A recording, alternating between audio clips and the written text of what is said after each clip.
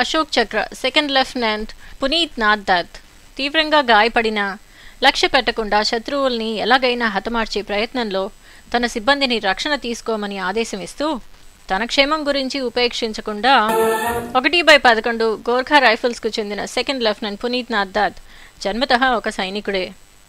ఒక ఖ్యాతిగాంచిన మొహ్యాలెస్ అంటే మిలిటెంట్ బ్రాహ్మణ దత్ కుటుంబంలో జన్మించారు. దత్ కుటుంబం అంటే ద్రోణాచార్య వంశానికి చెందినవారుట. కనుక వీరత్వం లెఫ్టినెంట్ దత్కి వంశపారంపర్యంగా లభించింది. 1973 సంవత్సరం ఏప్రిల్ 29వ తేదీన జోధ్పూర్లో జన్మించారు. ఉన్నత ప్రతిభాశాలి అయిన విద్యార్థిగానే కాక ఆటలు మరియు ఇతర క్రియాకలాపాలలో కూడా ఎంతో ప్రతిభను ప్రదర్శించారు పునీత్ దత్. అభిమానంగా అందరూ ప్రేమతో లెఫ్టినెంట్ దత్ని డికీ అని పిలిచేవారు. అతని విద్యాభ్యాసం డార్జిలింగ్లోని సెయింట్ బెత్నీ, దేహ్రాదూన్లోని సెయింట్ జోసెఫ్ అకాడమీ, జైపూర్లోని సెయింట్ జేవియర్స్ మరియు 12వ తరగతిని జైపూర్లోని టాగోర్ పబ్లిక్ స్కూల్ నుంచి పూర్తి చేశారు. స్కూల్లో ఉండగా దత్ ఫుట్బాల్ మరియు పడవ పంద్యాలు మొదలగు ఆటలలో ఎంతో మక్కువగా సమర్థతతో ఆడేవారు. చిన్నప్పటి నుంచి దత్కి భారతీయ సేనలో చేరాలనే ఒకే ఒక లక్ష్యం ఉండేది. అది అతని చిన్ననాటి చేష్టల్లో కనిపిస్తుండేది. పసివాడిగా చిన్ని దత్ వాళ్ళ తాతగారిది లేదా వాళ్ళ నాన్నగారి యూనిఫామ్ వేసుకుని గోర్ఖా టోపీ కూడా పెట్టుకుని ఒక సైనికాధికారిగా నటించేవాడుట. దత్ వాళ్ళ నాన్న యూనిట్ జవాన్లతో ఎంతో హాయిగా చనువుగా మాట్లాడేవాడు. గోర్ఖాలీ భాష కూడా చాలా ధారాళంగా మాట్లాడేవాడు. జవాన్లందరూ చిన్ని దత్ని చాలా ఇష్టపడేవాళ్ళు. జవాన్లని దాజోస్ అంటే పెద్ద అన్న అని పిలిచేవాడుట దత్. అందుకు ముద్దుగా వారు దత్ని నాని అంటే చిన్నోడు అని పిలిచేవారుట. అందరితోనూ అంత ఆత్మీయుడిగా ఉండేవాడు చిన్ని దత్.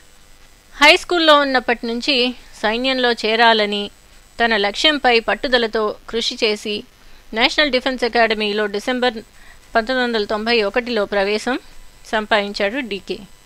ఎన్డీఏలో ఉన్నప్పుడు డికే చదువులోనే కాక మిలిటరీ విషయాల్లో కూడా మిక్కిలి ప్రతిభని ప్రదర్శించాడు.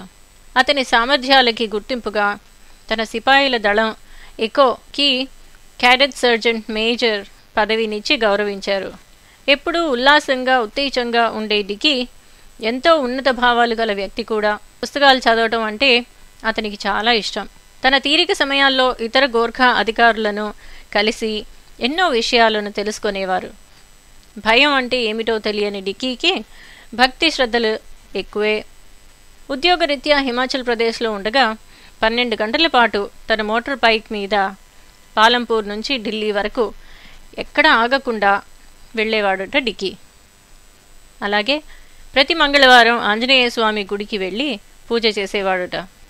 బైక్ మీద హిమాచల్ ప్రదేశ్లోని చాలా ఆలయాల్ని దర్శించుకున్నారట. డికీ ఒక బాధ్యత గల ప్రేమ గల కుటుంబ సభ్యుడిగా అందరితో ఆప్యాయంగా ఉండేవాడుట. మిత్రులందరికీ కూడా ఎంతో నమ్మకంగా ఉండే సన్నిహితుడు డికీ. ఎల్లవేళలా ఎవరికీ ఎప్పుడు అవసరమైతే అప్పుడు నిస్వార్థంగా తన సహాయ సహకారాలను అందించేవాడు డికీ. 1997 సంవత్సరం జూలై 19వ తేదీన డికీకి ఒక సమాచారం అందింది.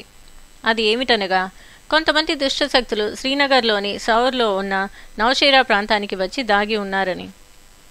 ఈ ప్రాంతం తన పరిధిలో ఉందని డికీ తనకి ఈ అవకాశం వచ్చినందుకు సంతోషించాడు. డికీకి పాకెట్ పుస్తకం పెట్టుకునే అలవాటు ఉండేది. పుస్తకంలో కొంతమంది అనుమానితులైన మిలిటెంట్ల పేర్లున్నాయి. తన పరిధిలో ఉండే ఒక ఇంటి చిత్రం కూడా ఉంది. ఆపరేషన్ 1997 సంవత్సరం జూలై 20వ తేదీన వేకోజామున మొదలైంది. ఉదయం 4 గంటలకల్లా శత్రువులు ఉన్న బిల్డింగ్ని చుట్టుముట్టేశారు డికీ ఇంకా అతని సిబ్బంది. అయితే గుప్తంగా జనాలు నివసించే ప్రాంతంలో మిలిటెంట్లు బిల్డింగ్లోని 3 అంతస్తులో సురక్షితంగా దాగి ఉన్నారు. తెల్లవారిన తర్వాత మిలిటెంట్లకి తమని భారతీయ సైనికులు చుట్టుముట్టారని తెలిసి లొంగిపోకుండా అనాలోచితంగా కాల్పులు మొదలెట్టారు. మిలిటెంట్లు దాగి ఉన్న ఇంటిపై రాళ్లు విసిరి వాళ్లని కదిలించేందుకు ప్రయత్నించారు. డికీ మరియు అతని సిబ్బందికి ప్రయోజనం లేదని తెలిసింది. అందుకని ఇంటి 3వ అంతస్తుపై కాల్పులు చేయమని ఆదేశాలు ఇచ్చాడు. ఎంతో నేర్పుగా తగు జాగ్రత్తలు తీసుకుంటూ బిల్డింగ్ ప్రక్కన ఉన్న సామాన్య జనులకి వారి ఆస్తికి హాని కలగకుండా మిలిటెంట్లని ఎదుర్కోవడం జరిపారు డికీ. ఇహ లాభం లేదనుకుని ఒక మిలిటెంట్ పరిగెడుతూ డికీ సిబ్బందిపై కాల్పులు ప్రారంభించాడు. అది చూసి డికీ తన సిబ్బందిని రక్షణ తీసుకోమని ఆదేశమిస్తూ తన క్షేమం గురించి ఉపేక్షించకుండా ఆ మిలిటెంట్కి ఎదుటపడి కాల్చి హతమార్చాడు డికీ. ఇంతలో శత్రువులు తప్పించుకుని పారిపోవడానికి సిద్ధమవుతున్నట్లు గ్రహించి ఆదర్శప్రాయమైన సమయస్ఫూర్తితో బిల్డింగ్ వెనుక ద్వారానికి కాపలాగా ఉన్నాడు డికీ. తప్పించుకుపోతున్న మరొక మిలిటెంట్ని ఎంతో సాహసంగా ఎదుర్కొని కాల్చి నేలకూల్చాడు. లోపల ఉన్న మిలిటెంట్లు రెచ్చిపోయి కాల్పులు జరుపుగా తీవ్రంగా గాయపడిన లక్ష్య పెట్టకుండా శత్రువుల్ని ఎలాగైనా హతమార్చే ప్రయత్నంలో తనతో పాటు ఇంకొక అధికారితో కలిసి బిల్డింగ్లోనికి గ్రెనేడ్ల వర్షం కురిపించాడు డికీ. అంతటితో మిగిలిన మిలిటెంట్లు వారి యుద్ధ సామగ్రి అన్నీ భస్మమైపోయాయి. దురదృష్టవశాత్తు ఆఖరి మిలిటెంట్ డికీని చూసి కాల్పులు జరిపాడు. తుపాకీ గుండ్లు సరిగ్గా లెఫ్టినెంట్ దత్ మూతికి తగిలి చెవి ప్రక్క నుంచి దూసుకుపోయింది. దరిదాపుగా ఒంటరిగానే విదేశీ శక్తులను హతమార్చి లెఫ్టినెంట్ దత్ వీరస్వర్గం చేరుకుని భారతీయ సేన చరిత్రలో ఒక మరపురాని స్థానాన్ని సంపాదించుకున్నారు. అతని ధైర్య సాహసాన్ని గుర్తిస్తూ లక్ష్య సాధనకు ప్రదర్శించిన సమయస్ఫూర్తిని పరిగణలోకి తీసుకుని అతని దేశభక్తికి మెచ్చి భారత ప్రభుత్వం అత్యున్నత పరాక్రమ పథకాన్ని 1997వ సంవత్సరం ఆగస్టు 15వ తేదీన సెకండ్ లెఫ్టినెంట్ పునీత్ నాథ్ దత్కి మరణానంతరం అశోక్ చక్ర ఇచ్చి గౌరవించారు. జై హింద్.